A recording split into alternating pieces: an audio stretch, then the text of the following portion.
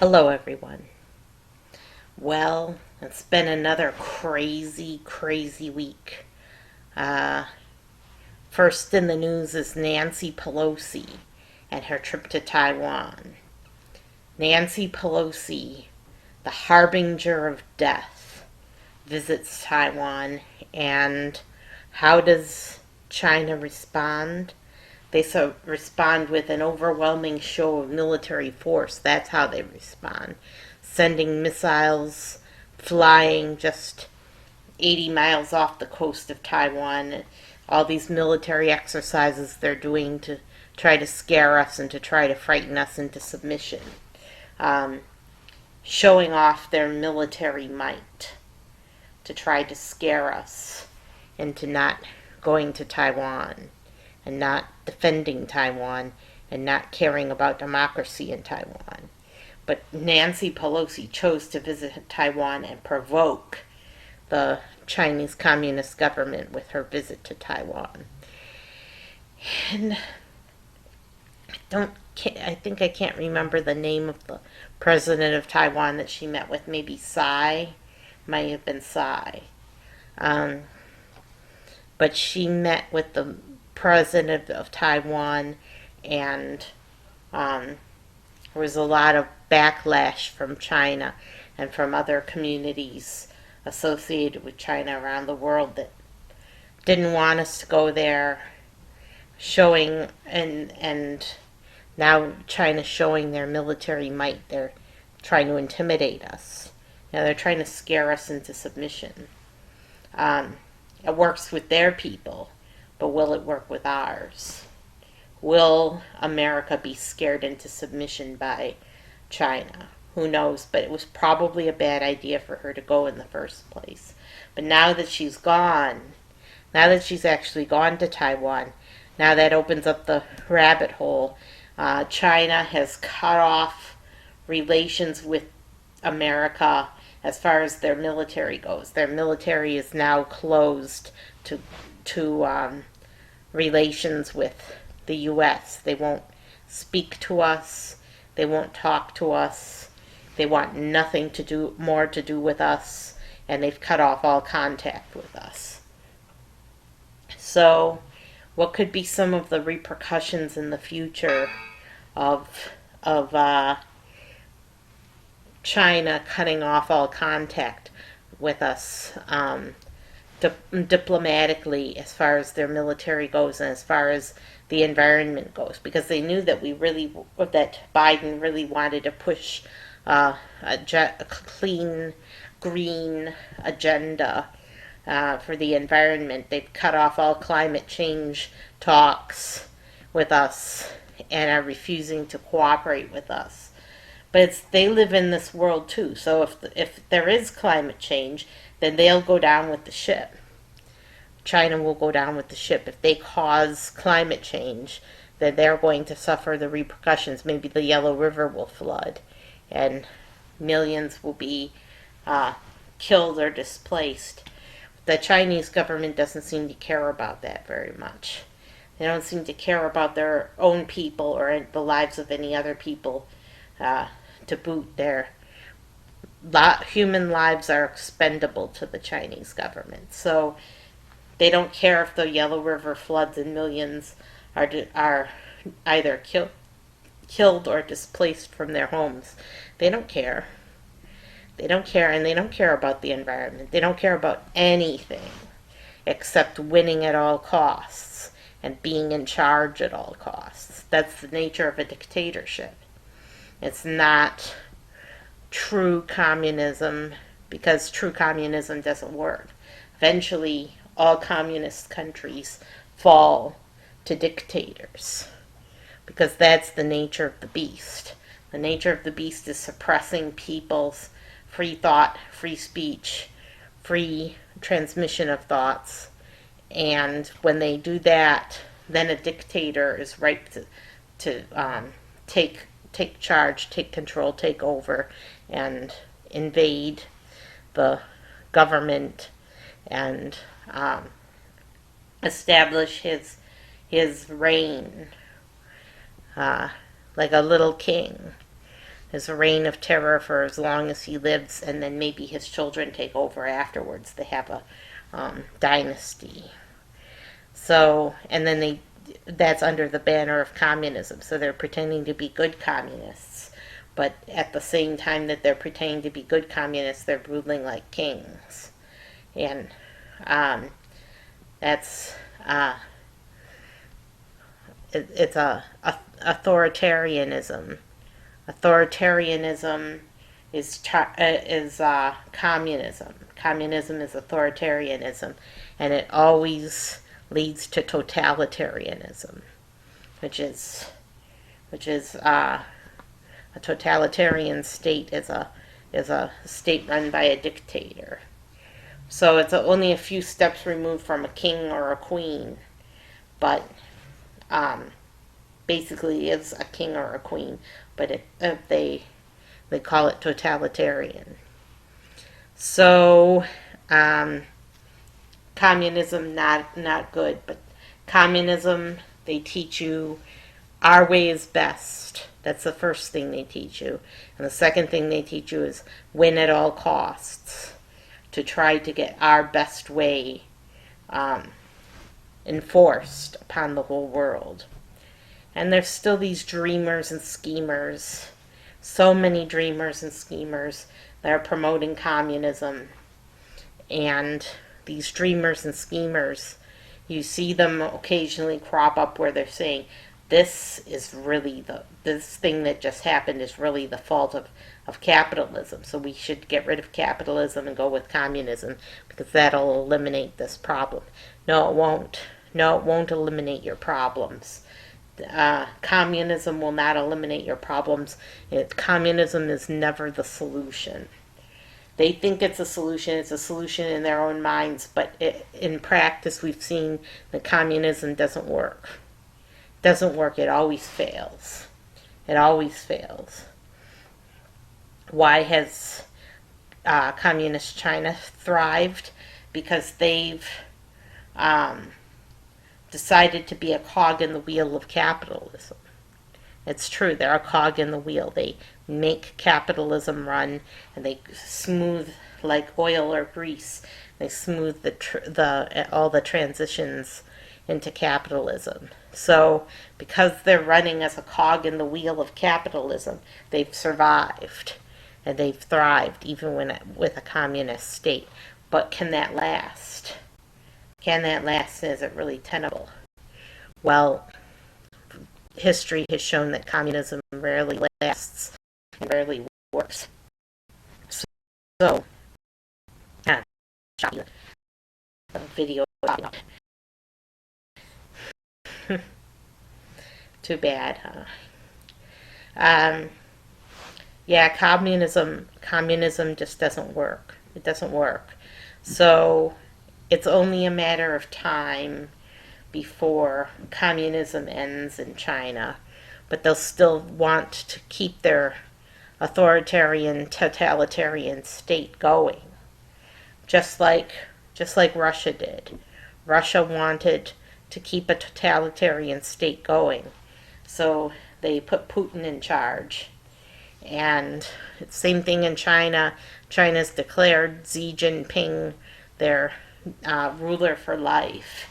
So he's another dictator that's taken over a communist state. Russia isn't supposedly communist anymore, but it runs like the old communist government used to run. They've saved a lot of elements from their past and are still using them, like suppressing freedom of the press. That's not democratic. That's not a democracy. That's authoritarianism.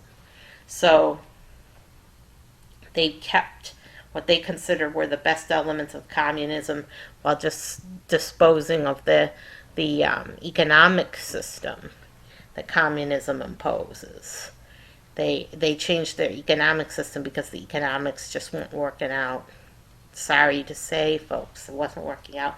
But how's this keeping the best elements of communism working out? Keeping it an authoritarian state. What's the point of an authoritarian state if not to sing the praises of communism? Then what is the purpose of an authoritarian state on its own? Well, it has no purpose. It's lost its purpose along the way. So it's just there because of tradition, and it's kept anchored in place by tradition, but there's no reason for it anymore. And in this kind of climate, a dictator thrives, and a dictator rises to power. Even if a person wants to think that they're a benign dictator, which they aren't, because they attacked Ukraine, they showed that they're not a benign dictator. Putin is not a benign dictator. They thought he was, but it turned out he wasn't a benign dictator. But when there's an authoritarian state and a dictator comes to power, what is the purpose? Well, the purpose is to anchor the dictator and keep him in power. That's the only purpose, then, of an authoritarian state that survived communism. And as far as China goes, they're still communist. They still consider themselves communists. They still have a communist system of economic system that's only survived because they're a cog in the wheel of capitalism. And so, because they've embraced the capitalist West as a business partner, they had to be a cog in the wheel, and they had to function in such a way as to be a complement to capitalism. So that's the story. And so, Nancy Pelosi ticking off China big time. And she said that she felt a special connection with China because her parents told her if she dug a hole at a beach, if she dug a hole deep enough, she would dig all the way to China. She always remembered that with fondness. Oh my goodness. It's almost like a Trump Taco Tuesday moment. It's a Taco Tuesday moment. Wow, I just love Mexicans. I love this Mexican food. Yum, yum, yum, yum. Oh, yeah, I just love Chinese people. If I dig a hole deep enough, I'll get to China. Oh, boy. How embarrassing is that for Nancy Pelosi? But we know what kind of cloth she's cut from when she wore that national dress of Ghana, kente cloth. She was wearing kente cloth clothing that was traditional African garb, and taking a knee, kneeling on one knee to show her solidarity. But she shouldn't have been wearing kente cloth because she's not the royalty of Ghana. She would like to be the royalty of Ghana, but she isn't. So she shouldn't have worn the kente cloth, but that's Nancy Pelosi for you.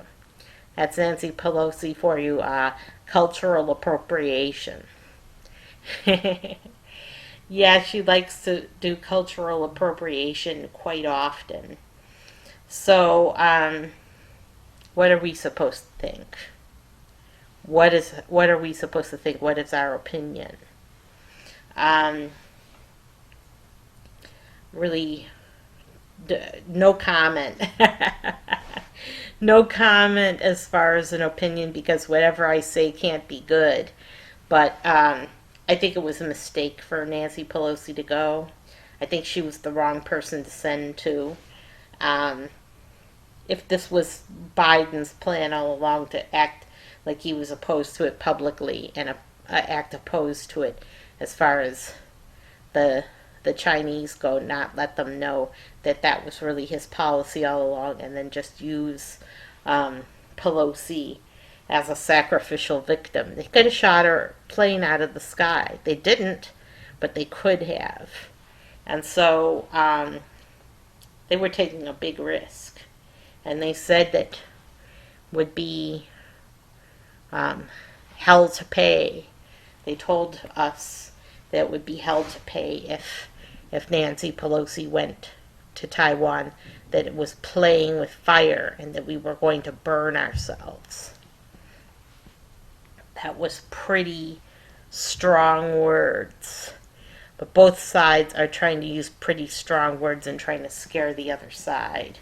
That's just the nature of the game of political feuds in this world. That people use strong words and strong language and act tough, even if they're not so tough, just to get ahead. So, also in the news is Heche. Heche got into a fiery wreck, and she was at the wheels. She did it. First, she drove down the street as fast as she could, crashed into somebody's garage, then drove away from the garage in her wreck of a car, and drove 90 miles per hour down the road. And when she crashed into the garage, they tried to help her out, but she resisted them. And drove off. Drove 90 miles per hour, crashed into a house, set the house and her car on fire with the crash, and the crash caused the fire. And the house was completely demolished. It was somebody else's house. It wasn't her house. It was somebody else's house. It was completely demolished. Heche almost died. They had to use the jaws of life to get her out of her car. And when they got her out of her car, she was burnt over almost her whole body, and they wrapped her in wet cloths and put her on the stretcher. While she was on the stretcher, she tried to escape. She tried to sneak off the stretcher. She was scrambling to try to get off the stretcher, but they strapped her down to the stretcher and took her away to the hospital where she's in the intensive care unit. If you're going to be suicidal, okay, if you're trying to kill yourself, and then don't take anyone with you. Don't be like a mall shooter that takes somebody else with you. Just take poison. Just take poison if you're suicidal. Don't kill other people or ruin their homes, ruin their livelihoods, ruin their families' lives forever. How's that person ever going to afford another house in California? Well, they invested everything in it. They invested, $2 to $4 million in that house, and now it's gone. What are they supposed to do? What are they supposed to do now that their house is gone? All because of Heche. She ruined their lives. Now they're homeless, and it's her fault. Fortunately, the family whose house it was in the backyard at the time. And because they were in a backyard at the time, they didn't get caught in the fire. They were safe. But they lost everything. And it was all because of Heche. Because she decided that she's Jesus Christ. She said that she thought she was Jesus Christ. But she isn't Jesus Christ because she's proved herself to be a deep, deep sinner. She's a deep sinner, as deep a sinner as they come. And her excuse for everything is, I was molested as an infant. Well, yeah, guess what? So was I. I was molested as an infant too, and you don't see me getting in a fiery wreck and almost killing people, and almost killing myself, and burning somebody's house to the ground. You don't see me doing that. So what is her excuse? She has none. She's just always pretending to be crazy. That's her trademark, is pretend. And Heche's trademark is to pretend to be crazy. And that's her excuse for everything she does, whether it's leaving Ellen DeGeneres, she has to pretend to be crazy to get away from Ellen, or meanwhile she's having an affair with Harrison Ford, or else she's pretending to be crazy to get with a with another man, and trying to make people feel sorry for her, and try to be interesting so she can attract as much attention as possible. I did not like her back when she was with Ellen. I didn't care for her, and I had a funny feeling about her, and I was right to have a funny feeling about her, because not only did she leave Ellen for a man, because she wasn't a true lesbian, she was a bisexual.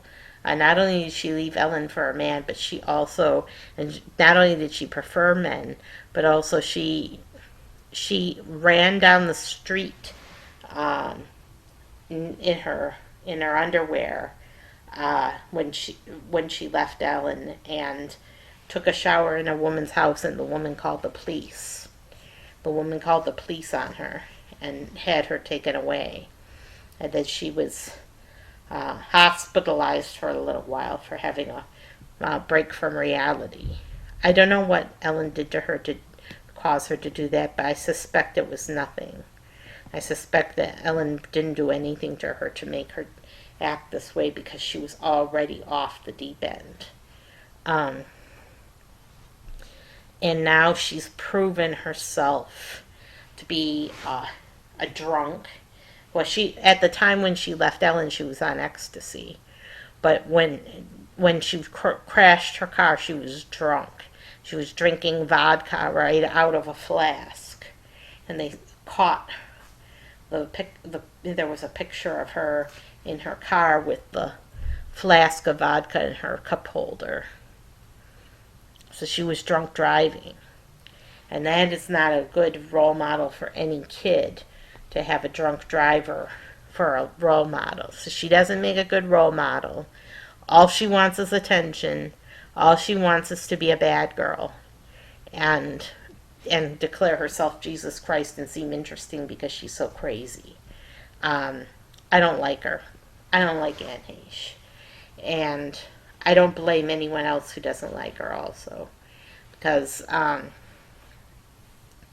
she is really, really far out there. She thought she was from another planet. That's as far out there as you can get, to think you're from another planet. But Aunt Heche, no, I don't like her. I don't like what she did. I don't like her crashing her car. I don't like what she did. And I don't like her setting a bad example for others and destroying a person's livelihood, and they're ruining their lives by taking their house away. I do not like that at all. That's a terrible thing to do to a person and to a family. So that's it. The news was ugly this week. It was as bad as can be, but we're not relaxing. We're not backing down. We're putting a critical eye on the news.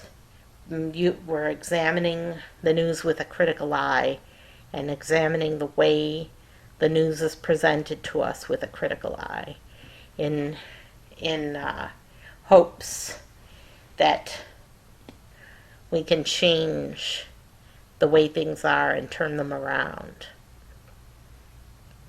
It's true, we can change the way things are and turn them around if we apply a critical eye on the news. And you may wonder, well, how is that? How can we do that? Because when we apply a critical eye to the news, then we are able to affect change.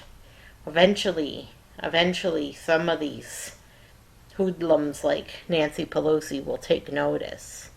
If she is harshly criticized in public for her actions, then she may change her mind. She may change her mind about what she did going to Taiwan without asking anyone if they agreed with the action, or wanted her to go.